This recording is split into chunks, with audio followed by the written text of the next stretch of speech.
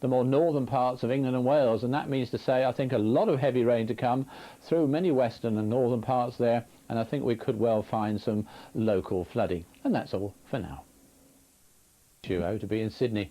Here the weather's very different. In fact, we have some more adverse weather on the way, or even rather underway, and certainly for the next day or two we can expect further spells of prolonged and heavy rain, more particularly affecting North Wales, Northern England, Northern Ireland and Southern Scotland, where there could well be some flooding in places.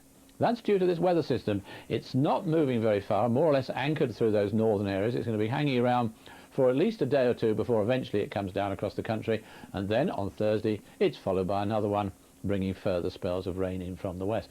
Large veil of cloud across us at the moment, but you notice that the southeastern corner has reasonably well broken cloud, as does the Channel Islands, and it's a little bit more broken in the far north of Scotland. But in between, that cloud is thick, it's giving rain, it's giving even some sleet or snow over the hills. It'll continue to move a little bit further northwards during the rest of the day into the night. You notice the snow there over the mountains, and then very slowly it begins to come south again, but of course all the while never moving very far away from southern Scotland, parts of Northern Ireland, Northern England and North Wales. So that's where most of the rain is going to be. Admittedly not all that much in North Wales, the northeastern corner of England, at least not to begin with, but some heavy rain further north. That'll shift up in towards central Scotland, a fair bit of snow eventually showing up there on the hills. The far north of Scotland stays bright.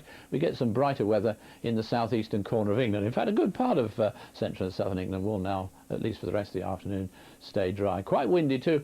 Warm winds in the south, pretty cold winds in that northeastern corner. You notice they're coming in from the northeasterly part there. So temperatures in the north held down, especially in the wet area, 5 or 6 degrees at best there, but the dizzy heights of about 14 degrees or so further south.